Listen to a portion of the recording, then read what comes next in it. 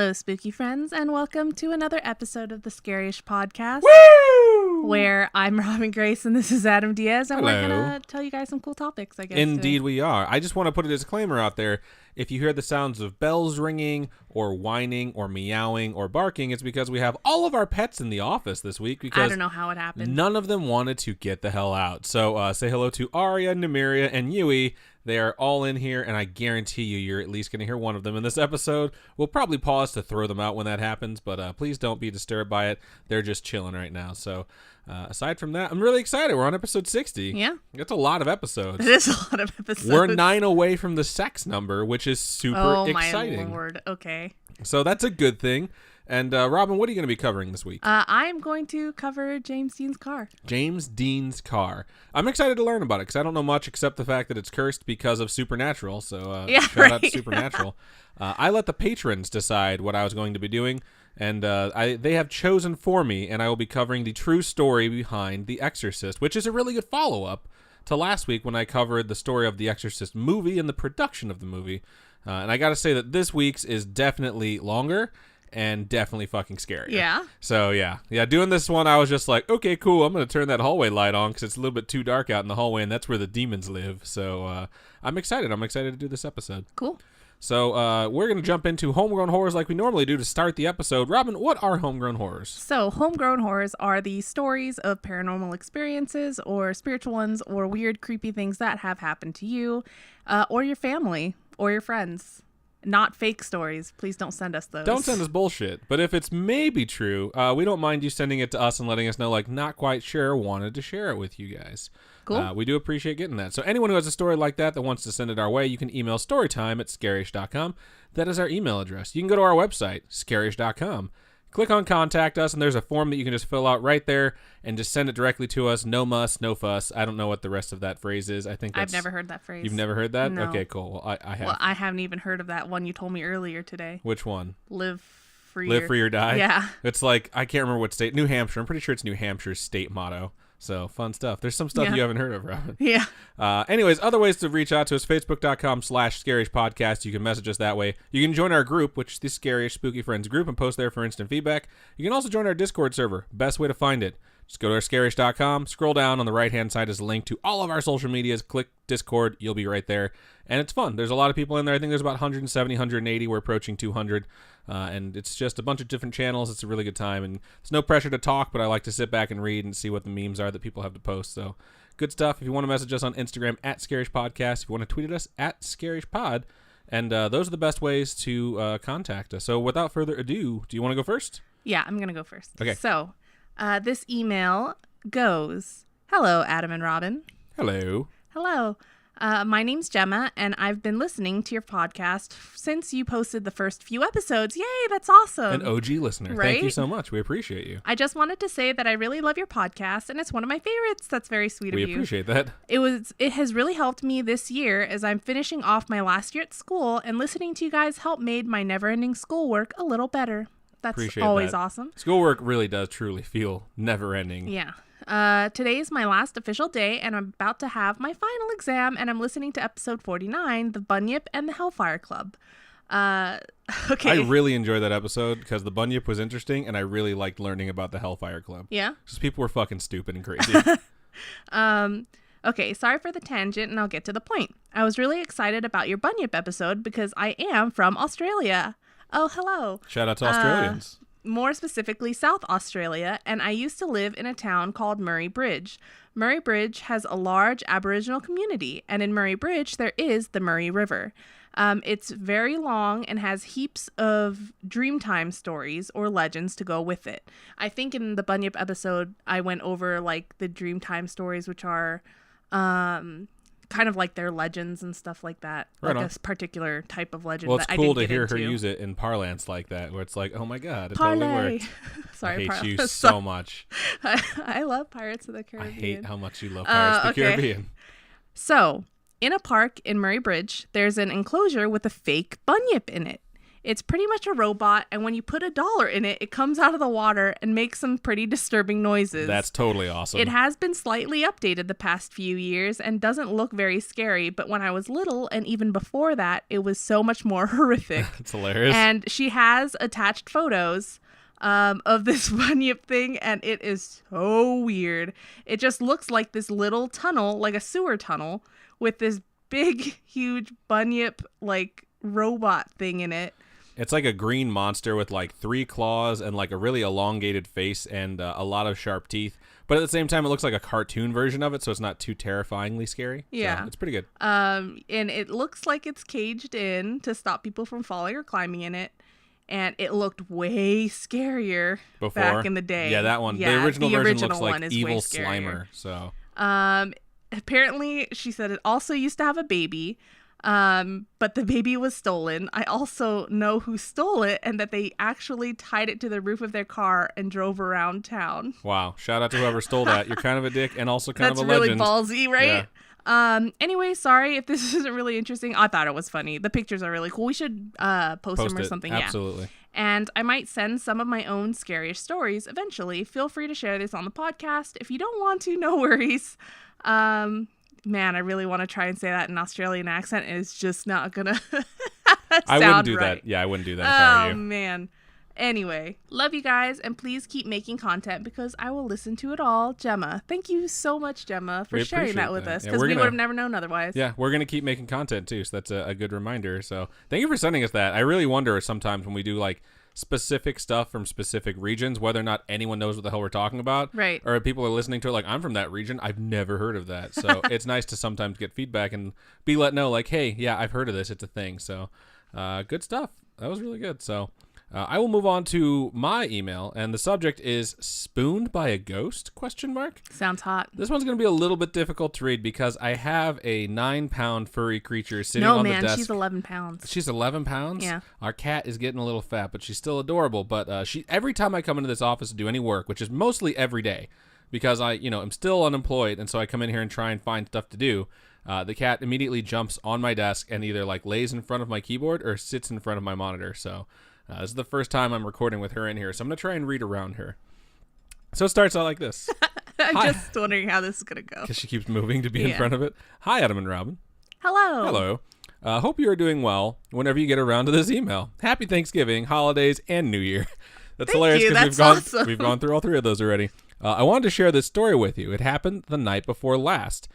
I don't often remember my dreams. I usually sleep pretty soundly and only wake up if my dog starts to throw up, since that sound will wake up any dog owner no matter how asleep you are. That is so true. No, it's not. Any dog owner but Robin, who will lay there and be like, Adam's got it. I'm not going to worry about that shit.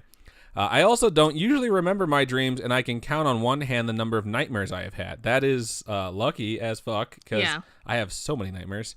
If I have trouble sleeping, I will listen to a podcast called Sleep With Me that really helps me relax.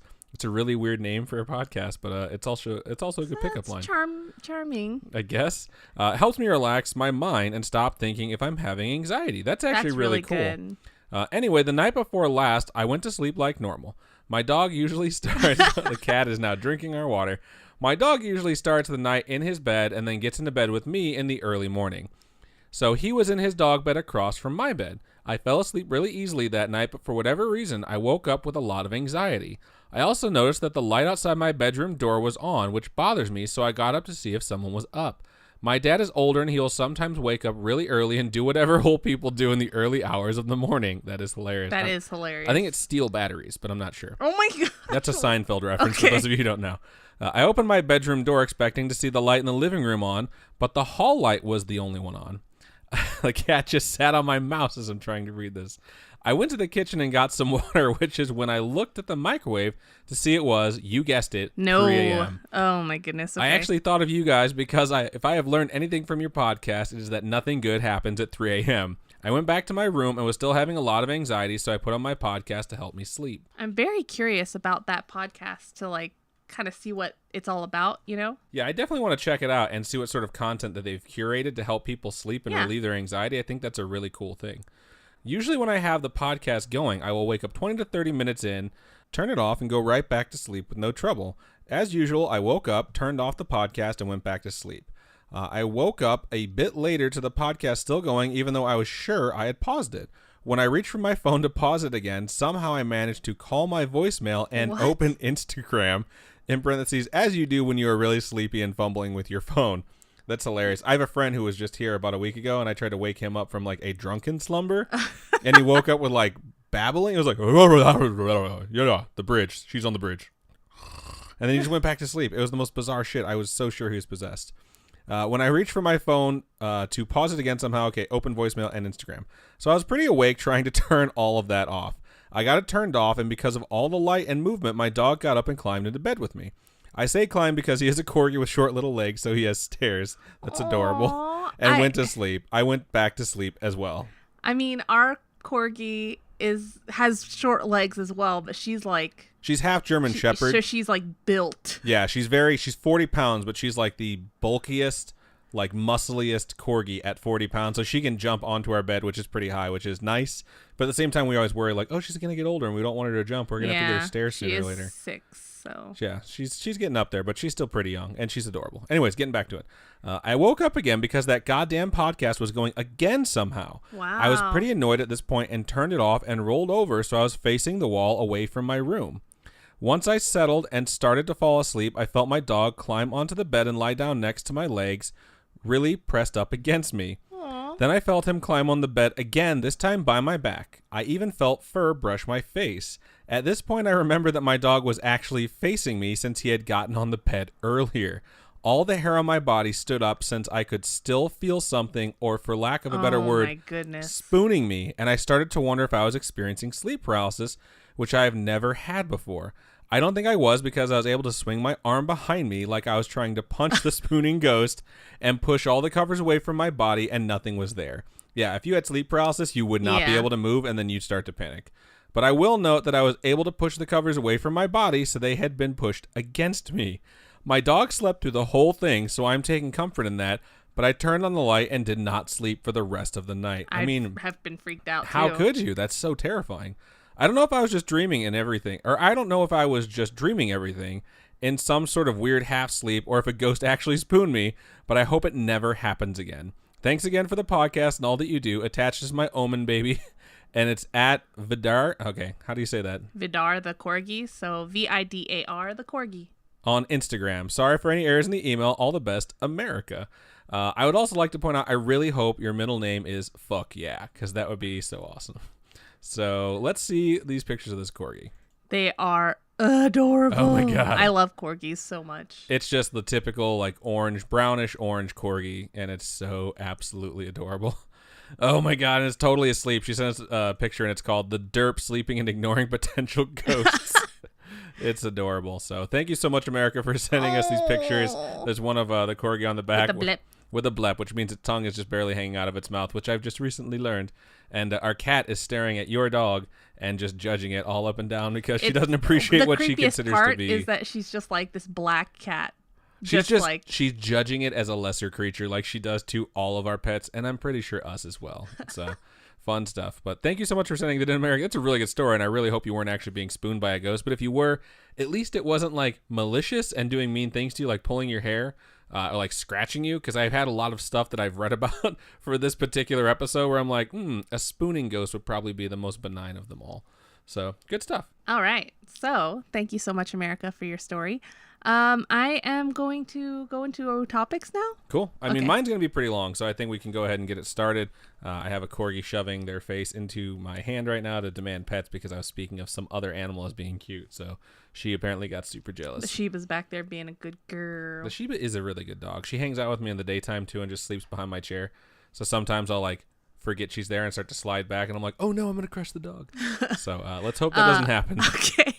All right. So I don't know if you guys are movie buffs or enjoy movies in general, but there's one legend that's been told a bunch of times, so many times that they've even covered it in Supernatural. I know being in Supernatural isn't the bar to set, you know what I mean? It's just been going for so long. I feel like everything's been in Supernatural. It's just a huge popular series that covers like a whole bunch of different crazy things, and millions of people are watching it. So it's a pretty solid bar, I think. Like, it's a good thing to measure it by. If it's been on there, most likely it is pretty well known. Supernatural is what I was going to go with. Yeah. Okay.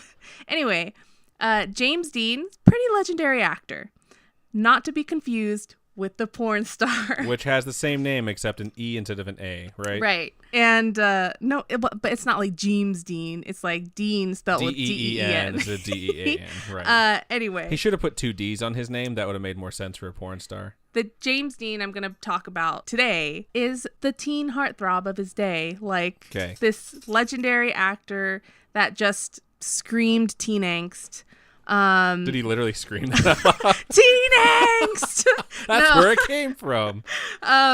He was born February 8th, 1931, which is so crazy to think about. 1931, like before World War II even. Yeah, like a while that's ago. Incredible. That was like middle of the Great Depression, so shitty really? time to be born. Dang. Yeah. He was born in Marion, Indiana. Hey, shout out to Indiana. Do you know where that is? I mean, I've heard of Marion, but I'm not quite sure. I probably couldn't locate it on a map if you asked me to. I'd probably just point to the center of Indiana. Well, he did well in school, was pretty popular, which is not surprising. I'm sure because he's good looking. I'm sure he was a very charming person. He played baseball, varsity basketball, and studied drama and public speaking. Of course he played varsity basketball. Indiana's a basketball state. Is it really? For those of you who don't know, it doesn't give a shit about the other sports. It's a basketball state. It really so is. Weird. Yeah, 100%. Like that's why like everything was so big into basketball like everywhere. Does Indiana have their own NBA team? Yeah, the Indiana Pacers. Oh. I think it's Indianapolis Pacers. It's the fucking Pacers. That's all I know them as. I didn't care because I grew up in Northwest Indiana, which is Chicagoland. So I was about the fucking Bulls. I know like Texas teams. I'm not really familiar with other teams. Is that weird? Probably. I don't know. No. I mean, if you're not into the sport, you're not expected to know like all the team names. But I mean, I was into most sports growing up, so I knew almost all of them. I was not. So anyway, continuing on. When he got into college, he fully intended to go into law school. He did go into law. He fully intended to be a lawyer, but then he transferred to UCLA, where he majored in drama. By the age of 20, he had dropped out of college and was pursuing a full-time career in acting. So he went from Indiana to pursue a law degree in Los Angeles, which is where UCLA is. It's the University of California, Los Angeles. And then he got there and was like, fudge this, man. I'm going to be a movie star. With the professor at Marianne. Wow. I hate you. Sorry. I love Gilligan's Island too. I feel like sometimes the life picks you. You know what I mean? Like what? As so many memes have told me. Oh my God. I didn't choose this life. This life chose me. But it's just, he went to school. He was really smart. But he was like, I'll try being in drama, testing it out. And then he got into law school, was like, not for me.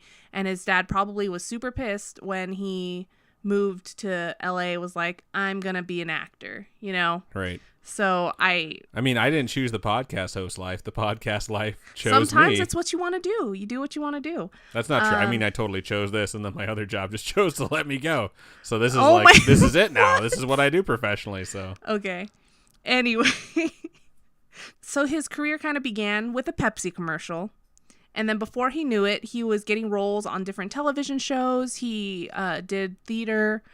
It's weird to look back on a lot of actors' careers and see where their career started at in commercials. I saw a commercial for the Super Nintendo before it came out, and some guy like walks into a drive-in theater. Or what is it called? Yeah, drive-in theater. I almost forgot what they were called because they basically don't exist anymore. It's a big screen where everyone could drive their cars in and watch movies, and there's a Super Nintendo set up so it can like play on the giant screen. Yeah. And that actor is Paul fucking Rudd. No joke, and he looks the exact same. Really? Yeah, the entire thing it was on Instagram. It's like proof that Paul Rudd is immortal.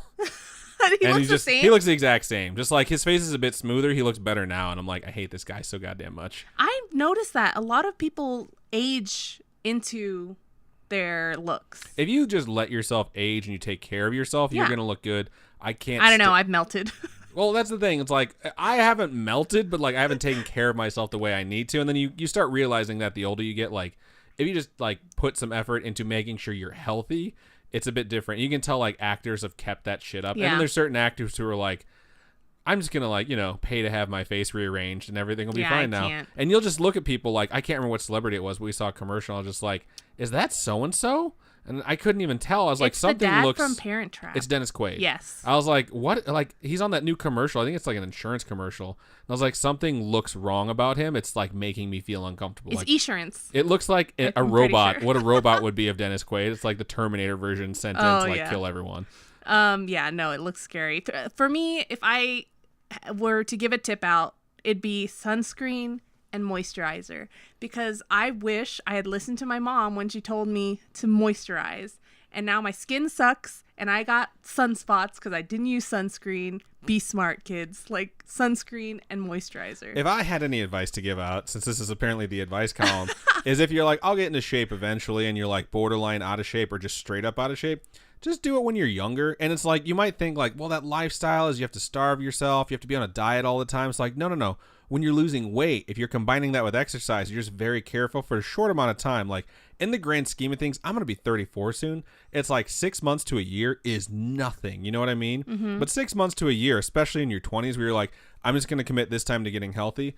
And then you get to the point where you're like, cool, I feel good about myself. I look good. I feel better. I'm healthier. Then you can basically eat what you want as long as you're still maintaining your exercise, and you're fine. And had I not fallen off my exercise, I'd still be okay. So I just have to dedicate. But the thing is, now in my 30s, I have to dedicate more time to getting back into shape. Yeah. It just takes longer the older you get. So fun stuff. What I'm saying there, kids, is just take care of yourselves when you're young, because that body's going to take care of you if you take care of it. Body's a temple, blah, blah, blah, blah. Whatever that shit is all about. Well, James Dean didn't get to live long enough to get sunspots. So let's say you don't live long. Wouldn't you like to be hot while you're living? I'm just saying, like, be your best you before, something bad happens. Okay. We'll continue on. So he did that Pepsi commercial, did a whole bunch of different roles in television. Eventually, he started getting bigger roles. And one that he's probably most well known for, that you see pictures of him in all the time, is Rebel Without a Cause. That's the one where he's in the white t-shirt, red jacket, right? That iconic, just James Dean look that you kind of know. And in it, he was a rebellious teenager full of angst. He was a rebel? Without a cause. Why'd you steal it? I was going for the long dramatic cause. Oh, okay. But I mean, who could say no to that, right? He was like attractive, that. Because that's all that matters, Robin? No, but he was probably he spoke to all the teenagers out there, like, nobody understands me, nobody gets me. And which is just how every generation always has ever felt. I feel like when you're a teenager, it's just always going to be like that. I know I was like that, and I just have horrible flashbacks of me being like, I hate my mom and I hate like life, and yeah, but I don't know. I just remember being a teenager and people telling me constantly, especially where I grew up, people would always say, like, these are the best years of your life. You're never going to get them back. Like, you should really value them. And then, like, I was in high school, like, if these are the best years of my life, I'm going to put a fucking bullet in my brain. Oh, my goodness. I was just so annoyed at the concept. Is like, you think I'm going to peak in high school? Fuck you. Like, I would prefer to have, the time I spend in school be time spent at a job where I'm getting paid. I'm going to say best time of my life, mid-20s. Really? Yeah.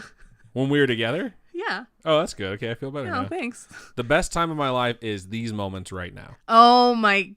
Get out. No. I live in the here and now, and I enjoy it very, very much. Okay. There's things that I wish I had a job right now, but at the same time, it's like, hey, I don't. That doesn't mean I'm going to sit around and pout and feel like shit. It's like, things are pretty good right now. Like, I can go to Disneyland if I want to as an adult. You know what I mean? Okay, yeah. That's kind of awesome. I can have ice cream for dinner, and then it brings us back to that conversation of take care of your body and don't have ice cream for dinner. Your body's a temple. All right. But yeah, no, I'm good on the teen angst. I've had that. I'm good. I'm done. There was the movie Giant, which was his last film. It was like a cowboy country type film. Was he huge? No, I'm literally asking you, was he like an enormous cowboy? No. Unfortunately, Dean died before the film had even been edited. So the final scene in the movie is actually dubbed over. Because he was supposed to make like a drunk speech, and he decided like, I'm going to get really into character and I'm going to drink to do this. So he got too wasted. And so it was just all slurring and mumbling, and so it got dubbed over. I love movies, and I love how much people are like, I have to do what the actor or what the character would do, because like if you've ever watched Super Troopers, And I've watched that movie a million times. There's 2 different commentaries because there's 5 dudes who made that movie together. Chugging the maple syrup? No, they didn't chug maple syrup. It was iced tea till the very end, and there was just a little bit of maple syrup, and they did that to finish it off. But anyways, there's a scene where a dude jerks off to a billboard, and they were asking him, like, so you really gonna jerk off? He's like, no, I don't think so. And like right before they like started the scene, they're like, hey, what would Robert De Niro do in this scene? He's like, shit. So he just whipped it out, and he was just beating it during that scene.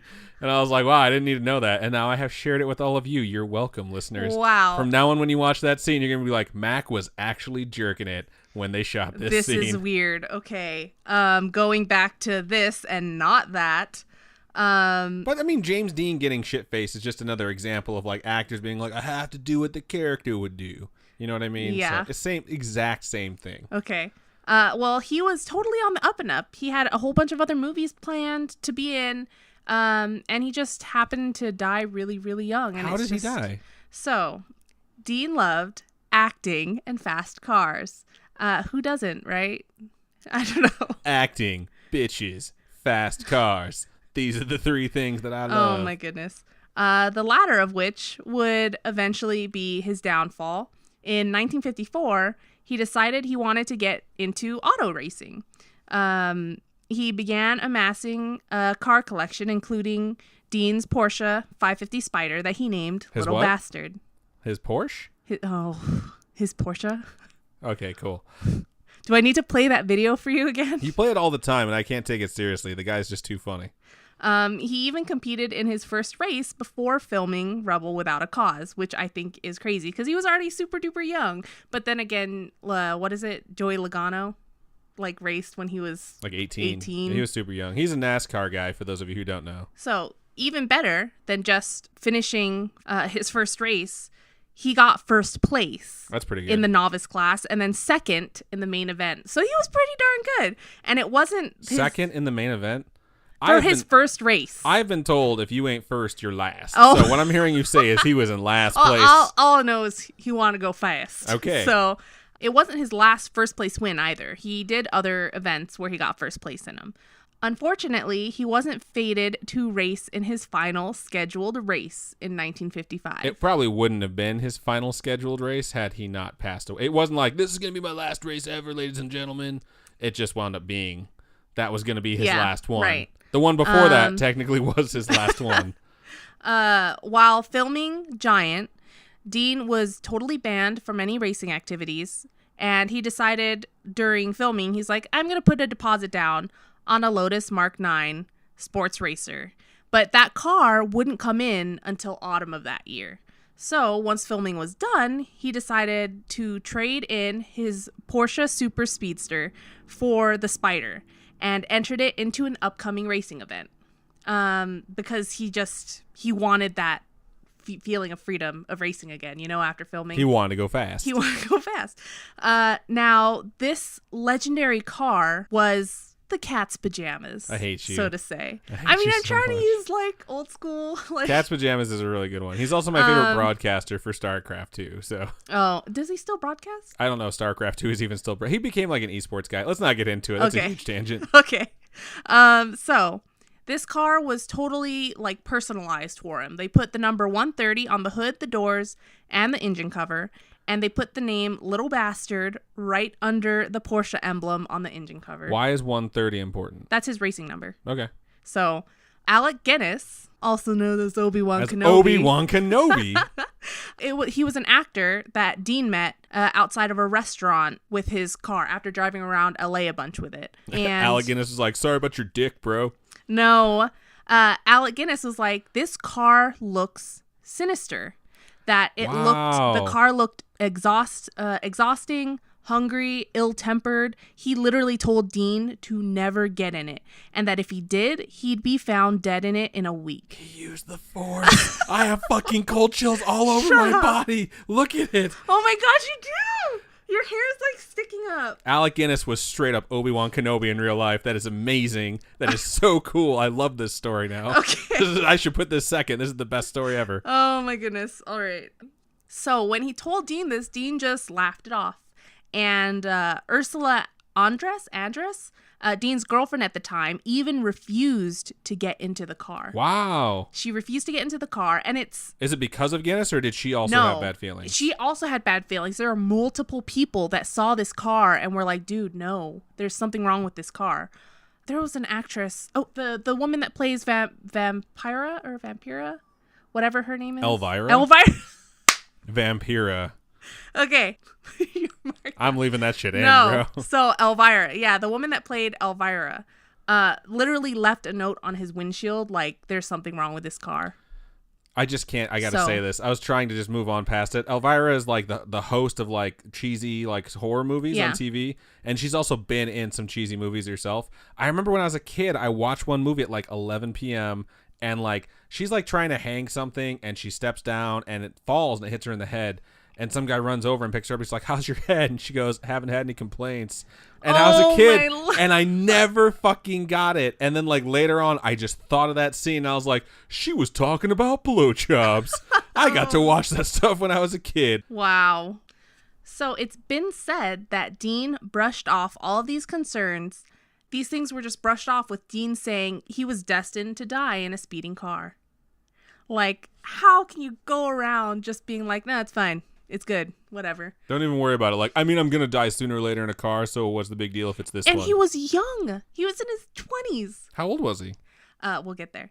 So, Dean, along with stunt coordinator Bill Hickman, photographer Sanford Roth, and German mechanic Rolf Wutherich, they all intended to drive from Los Angeles to Salinas, California for a racing event that took place from October 1st, between October 1st and 2nd of 1955. Okay. Dean initially intended to just tow the car there, but Vukarich, or however you say his name, had the whole idea to break in the brand new little bastard. Well, I mean, if you're about to race in this car, you kind of have to get a feel for it, you know? That's why the mechanic was the one that literally worked on his car. So he was just like, you gotta get familiarized with it, need some road miles on it. It's gotta. You have to have some experience behind the wheel. I would be worried that they were going to be, they would crash and get hurt had they not had experience behind the wheel of that new car. You know what I mean? Yeah. So I probably would have advised the exact same thing. Yeah. A week after Dean's conversation with Guinness, on September 30th, 1955, the group left Los Angeles at 1:15 p.m. And at 3:30 p.m., the caravan, so the Porsche, followed by the Ford tow truck that was going to tow the car, they were stopped by a patrolman writing a ticket to the group for speeding just south of Bakersfield. So they were ticketed going 65 in a 55-mile-per-hour zone. What assholes. It's not that bad. How dare they? It's not that bad, It was right? probably faster than that, but he reduced it because it's like, okay, I'll help you out. Because cops do that a lot where it's like, you were speeding, you know you're speeding, I'm going to write you this ticket that's not reckless driving because that's a lot harder to deal with. At least that's been my experience when I've driven like an asshole, basically, so. Right. How often do you drive like an asshole? Not very. I mean, knock on wood, I haven't had problems with that for a long time. But when I was younger, if I would get caught doing 55 and a 35, I'm pretty sure 15 over, 16 or more over, at least where I grew up, was reckless driving. Wow. And they'd be like, I'm just going to reduce it to 50 and a 35. That way it's not going to hurt you because reckless driving was way worse. So, but yeah, I've had that happen multiple times. I've had a cop let me go one time when I was going 40 over because he just screamed, he ripped me apart. And then he walked away. I was like, despite the fact that he was really mean, I really appreciate him letting me go. So I've had cops pull me over 6 over and just give me shit. So it really depends on the person in the day, I guess. Yeah. So I think they got away with something here if it was 10 over. I don't think they were actually 10 over. I think they're way more than that. But and the ticket just says 65 Yeah, he just over. wrote it 10 Okay. over. So they stopped at Blackwell's Corner on Route 466, which is modern-day Route 46, and stopped for drinks and met up with some other drivers that were competing in the Salinas races. Because when you're driving, what's the thing that you want to make sure you stop and do is get some drinks. I don't know if they were actually drinking or if it was just some coffee. Refreshments. Refreshments. They were perhaps filming a Pepsi commercial. Perhaps. At 5:15, Dean and his riding companion, the mechanic, drove west towards Paso Robles. Paseo Robles? No, Paso. El Paso. Okay. Paso Robles or Robles. Those from California. You People will in know California the are answer. I hate you so much for getting this wrong right now. They're losing their minds. Right. They sped ahead, leaving the Ford tow behind. And a half hour later, a black and white 1950 Ford Tudor coupe driven by a 23-year-old student named Donald Turnipseed. Turnipseed? His name was Donald Turnipseed. Is his uncle like Johnny Appleseed? You're so stupid. That's just a hell of a name, that's all. So he was passing through an intersection while turning in front of the Porsche. So I think it was like a cross intersection.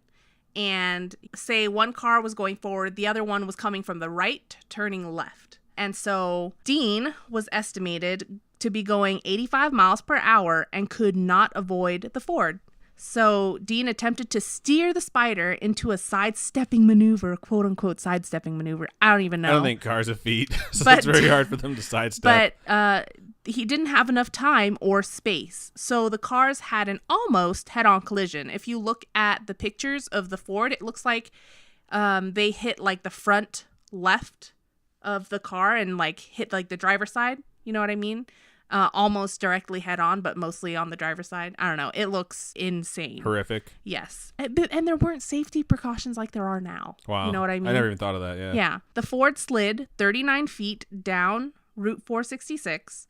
Turnipseed exited the vehicle with minor injuries. Wow. I think he just had like blood on his face a little bit.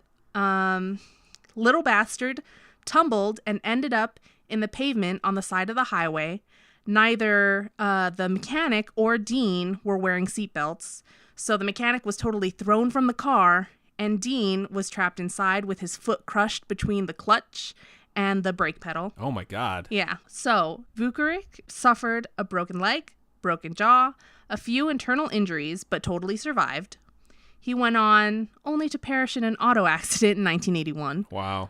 That was much later, though. That's another 30 years. I just think it's like some Final Destination stuff. You know what I mean? Like, Final he was Destination. always meant to die in a car accident. Yeah, but 30 years later, I think death was taking their sweet-ass time getting back to him on that one. Dean sustained a number of fatal injuries, including a broken neck, which is not surprising considering the car tumbled. Right. And it's not like the car had a cage on it either. You know what I mean? It was Right. just open top, like, oh man, dude. So crazy. Dean was pronounced dead on the scene at 6:20 p.m. when he arrived at the War Memorial Hospital in Paso Robles. Robles. I hate you so I much. don't know. Dean's funeral was held on October 8th, 1955 in Fairmount, Indiana. And it was closed casket, of course, because of his... Horrific injuries. Yes. Yeah, we got that. I like how you giggle about it. I'm just saying, like, obviously. He's buried in Park Cemetery, and people claim to actually see James Dean's ghost there. He's sometimes seen sitting on the headstone, like, you know, classic Rebel Without a Cause looking dude. He's a ghost without a cause now. There's even a hitchhiking legend involving him where as they see him hitchhiking on the side of the road, but as soon as you get up to him, he disappears. Wow. I've never heard that before.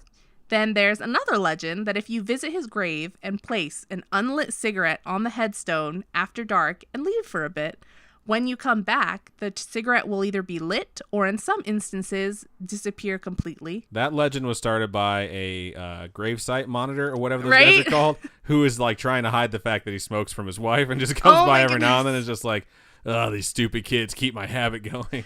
Turnipseed was never cited for the accident, but never talked about it afterwards either. I wouldn't either. If I was in an accident that involved someone else's death, I would be horrified to Right. ever speak of it again. In one of the articles I read, the mechanic, he returned to Germany with psychological issues and legal problems. He attempted to kill himself multiple times, but Wow. never succeeded. He did manage to stab his wife 14 times, though. What the fuck? Yeah. Wow. Yeah. It's like, what? And he died in a drunk driving accident in 1981. Was he the drunk? I would assume so. Wow. And it just seems so strange to me that maybe he was already dealing with problems before the crash, but how far it went, maybe the crash like caused some brain injuries or something. Well, I mean, yeah, you're getting But- ejected from a vehicle at 85 miles per hour. I imagine you're going to be landing on the ground. So, I mean, like, and I don't know. That's just, it's very easy, especially if you're not wearing a helmet when you make contact with something Yeah. moving at that speed for you to develop a brain injury eventually from that. Yeah, and well, there are some reports, that they were going at 85 miles per hour, but then there was someone that went out and was like, well, by the looks of the crash and everything, it looks like he was only going maybe 55. So I don't know.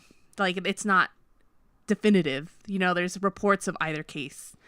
And now onto the haunted parts and horrible trail of wreckage part. Cool. So excited. So George Barris, the man who originally customized the car, purchased the wrecked Porsche for $2,500 and transported the car back to a shop. And if you see pictures of the wreckage, it looks bad. Like, there is no way anyone would have survived it because it looks like completely twisted. So getting ejected was the best thing that possibly could have happened to someone in the car. Yeah, because there's no way you would have survived in that thing. And it just looks so scary. I couldn't even imagine being in it during it. The first thing in a whole line of bad things to happen was the car actually slipped off the trailer that it was on and broke the leg of a mechanic at the shop. Wow. Yeah. So that's number one. No, this is number 2. Oh, I guess, yeah. Yeah. Barris later sold the engine and drivetrain to Troy McHenry and William Esrich. Esrich took the drivetrain and installed it in his Lotus 9, naming it POTUS. Like President of the United States? Like Porsche and Lotus, because it was like both parts. Good. Yeah. I like that. Esrich was seriously injured when he had his wheels lock up suddenly, with no apparent reason, putting the car into a tumble during a turn. McHenry had the engine put into his car, and he was like super stoked to have this Porsche running his car, you know what I mean? And was killed when his vehicle What the fuck? went out of control and struck a tree. So that kind of sucked for him. There is a common thread here of everyone having a souped-up muscle car involved in all these horrific accidents. That said, that makes sense to me when I hear like, oh, he lost control. When I hear like wheels locked up for absolutely no reason, or this fell on a mechanic, that's when it starts getting pretty creepy. Barris kept 2 tires from Little Bastard left untouched since the accident. And when he sold them, they both blew simultaneously on the new owner's car, causing him to run off the road. Wow. What are the odds of both tires going off at the same time? Simultaneously is like very, very, very long odds. I can imagine if one went off and then all the pressure was put on another one and that one also failed, that would make sense. But like simultaneously is bizarre. The rest of the car was then kept at Barris's shop. And a couple thieves thought it'd be a good idea to try and steal parts off of it. So one had his arm torn open trying to steal the steering wheel. Oh my God. The other one was injured trying to remove the blood-stained tartan seat. So the seats in the car, right, like that had his James blood Dean's all blood over it. He was like, oh man, I really want to take this, and totally screwed himself up. Due to so many incidents involving the Porsche, Barris decided to keep the car hidden away, but the California Highway Patrol or National Safety Department or something decided that they wanted it to be a part of a highway safety exhibit. That's kind of a dick move. So, yeah. Unfortunately for them, the garage that housed the car caught fire and burned to the ground. Fuck? The car, on the other hand, sustained minimal damage. So the car is invulnerable. Yeah. Were the lights of the car red? Because usually evil things have red eyes. I'm just What was saying. that Stephen King book, Christine? Yeah, that's what this shit reminds me of. When it was placed in a different exhibit at a local high school, the car fell off the display and broke a student's hip. What the hell? This car is evil. It's evil. Here's the thing. I'm going to let you finish before I give my summation of this. I'm going to let you finish. All right. So, as Little Bastard was being transported, the flatbed truck carrying the car lost control, causing the driver, George Barkowitz, to fall out and somehow get crushed by the car after it fell off the truck bed. Wow. Yeah. These are bizarre. These are weird. It's like, what are the odds? What are the odds? What are the odds? The car fell off 2 more transports, though not injuring anyone. You couldn't pay me enough to transport this thing. You could pay me enough. Oh, I would my have goodness. a very high price tag, and I'd be, you know what I'd do immediately after you paid me, because I'd demand my payment up front. I'd pay someone else to transfer that fucking car. That's what I'd do. I'd be afraid to touch it. Seriously, like I would not even want to be anywhere near it. And I think that stuff is cool though, and I still wouldn't want to do it. Apparently, the wreckage of Little Bastard was being transported back to Barris from an exhibit in 1960 when it mysteriously vanished and has not been seen since. Hashtag stolen. You know that thing was stolen. But like, who would want to steal it? Everyone. It's like the most famous wrecked car in the world. According to an article on Jalopnik, a single piece of Little Bastard resides in the Historic Auto Attractions Museum in Illinois, which I kind of want to know if it's real. I mean, it's probably real. It's supposedly it's like a little square, like a little tiny piece of it, not a huge piece or anything. So no way you can identify it through like VIN number or anything like that? Okay. So I want to know if it's real. But how Guinness made that wildly accurate guess. I can tell you how he did it. He'd be dead in a week. Like, how? He used the Force, Robin. It's just like mind-blowing. Like, was there actually something menacing about the car? Why would so many people say something about it, you know? And I wonder if they were more scared that it was like a racing car. It was just dangerous in general. Yeah. Well, I mean, here's the thing. I will say this now. I know you're not quite done, but here's like my idea behind this. Like, a lot of the things here are really creepy, bizarre circumstances, which leads me away from this. But a lot of the other things really point to the fact that this was the shittiest car ever built. It's like everything that was in this car failed. Like the tires, the drivetrain, the engine, all of it. Like, it's bizarre, but at the same time, like, all the other things where it's like someone fell out of a truck and then the car jumped off onto it like Macho Man Randy Savage delivering a fucking elbow drop from the top buckle. Like, that's just craziness. Okay. Well, he only owned the car for 9 days before he died. Wow. It was brand new. James Dean was only 24 years old. I did the math. I didn't want to say it out loud. 24. How so young. It's so young. I can't even imagine. Like, he had barely had his life started. He was literally on the up and up, gonna be a huge meteoric and rise. Yeah. Oh my goodness.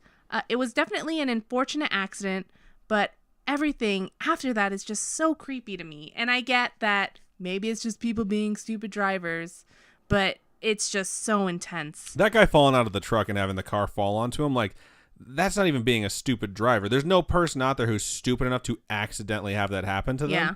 Like, that's just a horrible confluence of events that results in your untimely death. Yeah. I just really want to know where the car went. It's on some dude who's plugged into the black market. It is hanging on his wall, precariously ready to crush another foe. Oh my goodness. You want to hear something super ironic though? Like, yes, really please. ironic. Dean filmed a public service announcement for the National Safety Council during the filming of Giant. And in this PSA with Gig Young, he was dressed as a young Jet Rink, which was his character in Giant. Imagine cocky, confident cowboy. He talked about how driving fast on the highway can be more dangerous than racing on the track. And at the end, instead of saying the catchphrase, "The life you save may be your own," Dean ad-libbed the line, "The life you might save might be mine." Wow. Like, what are the odds? What are the odds?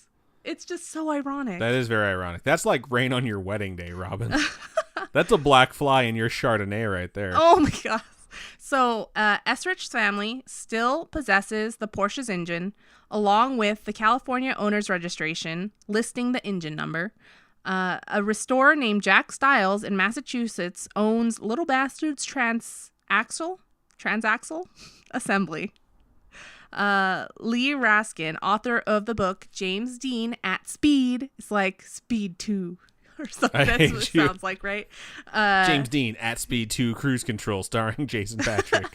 So he has documented and published all the serial numbers and VIN numbers for the Spider and his 356 Super Speedster, but neither of these cars have been located. I'm guaranteeing you, I wish they'd listened to this too. Someone out there is in possession of those vehicles and they just got moved over to a different sort of market, to a different sort of collector.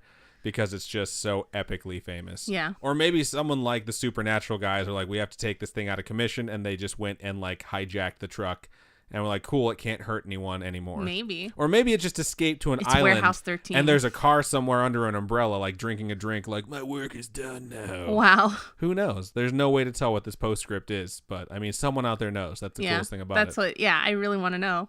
That's really good. I didn't know. I mean, I knew the legend of James Dean's car and I knew who James Dean was, but like I didn't know all of that. So that was really good. Yeah, thanks. Good work. I still think that a lot of those parts were just really, really faulty. Like, I don't know. If someone's like, hey, I got some tires for you. They've been in a car accident, but they're still good. I'd be like, no, I'll take the new ones. Thank you. But you see, it's not like that for some of these people where it's just like, man, this was on James Dean's car. Like, I need it. Yeah. You know? How badly do you need it? Do you need it enough where it's going to cost you your life? No. I'm just saying. Maybe some people are like, I don't mind. That'll be part of that story. Maybe they're destined to die in a speeding car. They're destined to die of stupidity. That's the problem. So I think James Dean was a little bit different. He was destined to die driving way, way too fast. And then everyone else was destined to die with really shoddy parts in their cars.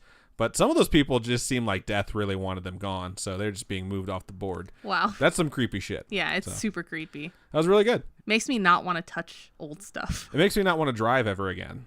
Because you never know when James Dean's going to be speeding down the road. Or someone that thinks they're James Dean that's like, Mom, I want to go that's fast. why when I see all those like Maseratis and stuff driving around Vegas, I'm like, dude, man. I never really see them driving like assholes, though. I see people in ordinary cars like mine driving like assholes. Because they're like, I feel bad about my life, but I want to go fast to feel better. Okay, so before I move into my topic, I want to mention one thing. It's January, and you know what that means. January Patreon push. Robin, are you down with JPP? Yeah, you know me. I'm so proud of you. I actually wrote in my script. I have things in my script here where I said, Robin hopefully says, yeah, you know me. She'll probably say, oh, God, or I hate you. Either way, I'm down with JPP. And apparently you folks are too. JPP, January Patreon push. We have moved our numbers up at the time of this recording to 54 patrons, which is amazing. And that doesn't mean we need to stop. So anyone out there who is interested in becoming a patron, stop right now. Go to patreon.com/scarishpodcast. You can sign up for as little as $1 a month. $1 is such a small amount of money. If you got a McChicken at McDonald's on a whim, you'd still be charged tax. We're not going to do that to you. But you will get early access to everything that Scarish does. It gets posted on our Patreon before it goes live anywhere else. And if you go above that, the $3 and above, we'll get to decide what topics we choose every now and then, or other things. We put up polls up there for a bunch of different stuff. And it's really nice because you can pick topics like mine was chosen this week. And like I mentioned, and like you've probably already noticed, it says so in the episode description, I'm going to be covering the true story behind The Exorcist. Although I do want to say just a little bit more of a nudge to go check out patreon.com/scarishpodcast is I put up 6 different options for our wonderful patrons to vote on. And the topics that were also in there were the Belmez Faces, Yellowstone, which is a supervolcano, Sasquatch, werewolves, this one, and H.P. Lovecraft. So couple quick things I want to mention before I start. I'd like to say good pick to the listeners because this is really nice symmetry with last week and it's a nice follow-up. And the second thing is one of the most requested topics that we get via email and direct message is the topic of Bigfoot/Sasquatch. We even had a story about Bigfoot posted on the Facebook group recently. And I think it's funny because we get that. And now I've put Bigfoot/Sasquatch into 2 separate polls that listeners get to choose from to determine my topics. The first time I put it in a poll, Bigfoot got the least amount of votes with only a handful. And there was like 90 votes that time. This week, Bigfoot received 0 votes. It came in last again and had no. So if you're a Bigfoot fan and you've been like, I'll sign up for Patreon eventually, now's the time. Sign up and rep your Squatch. And if there are any fans of the Squatch out there, you need to let your voice be heard right now because I'm assuming everyone thinks it's fake and that's why no one wants me to do this topic. So if you're out there too and you're not going to sign up, let us know that you're a fan of Sasquatch or Bigfoot with the hashtag SquatchFan. I really like that. Oh my gosh. So SQUATCH fan. Yeah, and I want to know because every time I put this up and let people like tell me whether or not they want me to do it, they decide, no, we're good. Thank you. We're not fans of Bigfoot. And now that the cat knows that I'm speaking, she has decided that she's going to be on the table and sitting in front of my script. So we'll see how this goes. Second place was actually werewolves. I don't know if I mentioned that. We're going to have to do something with werewolves soon because I really like the idea of werewolves and lycanthropy. Yeah. But this is going to be the true story Teen Wolf. behind The Exorcist. That's a documentary. I don't know if you know that. Oh, yeah? Yeah, Teen Wolf has the unfortunate side effect of early onset Parkinson's. That's a really bad that's joke. a really bad joke. I'll mark it, but I'm probably going to leave it in. I love Michael J. Fox so much. That was the saddest thing. I still remember when they took him out of Spin City, the TV show, because Really? because he was diagnosed, and then they did something about like a PSA about like researching diseases like that, and it's like it could affect someone you know, and then it's like him just standing there, and I was like, holy crap. Oh my goodness. And that's like how I found out. This cat is in full-blown need affection mode right now and is rubbing her face on everything nearby. So hopefully she'll navigate towards Robin so I can keep going here. She doesn't love me as much. That's not true. She just knows that I'll give her pets and you'll pick her up and twirl her around like a top because you are allowed to do whatever you want with her. That's an asshole in my face. So anyways, last week I covered the crazy shit that happened during the production and release of The Exorcist, the movie, which I have to say is some pretty bizarre stuff. Now that said, the true story behind the case that inspired the book and the film is, in my opinion, even crazier. So in the movie/book, the events take place to a girl named Reagan McNeil who lives in Washington, D.C. And this is not, surprisingly, not the case with the true story because they change names, they change the cities, stuff like that. Now, because of the nature of this case, I'm going to break this story down to you like this. First, I'm going to tell you the tale of what happened. And I put it that way because it's important for you to hear how this story is typically told and the way it supposedly went down. And then I'll put up the normal scarish disclaimer of this could all be bullshit. Then afterwards, I'm going to dive into the investigation of the validity of that story. And there's a lot of different things that dispute a lot of different details. While I tell this tale, I will let you know any of the deviations that tend to take place. There's a lot of times where the story like is similar, but like there's different versions of that event. Yeah. And I'm just going to let you know like when those take place. So here we go. This tale begins in the year of our Lord, 1948. Oh my goodness. And P.S. to anyone who's ever wondered, when I was writing this, I wrote that and I'm like, where does that come from? I thought I knew, but I wanted to make sure. That phrase comes from Anno Domini, which is what AD stands for. Like 1948 AD. Anno Domini means year of our Lord. Oh. It actually means the year of the Lord, but we all just say year of our Lord because people tend to be like, he's mine, find your own Jesus. Oh my goodness. Anyways. Oh my goodness. Oh my goodness. Oh my goodness. It's December of 1948, which, as I'm sure we all remember, was a big year. Like, picture the world in your mind's eye spinning and spinning, and then 1948 pops up over it. And do you remember the episode we did about plagues and we kept saying the WHO, the World Health Organization? Yeah. It was founded in 1948. What? Who would have thought? Oh, such a good joke, Robin. You know what else was founded in 1948? Israel. It was declared an independent state in 1948. Wow. You know what else was? North Korea. And nothing bad or controversial has ever happened with either of those places.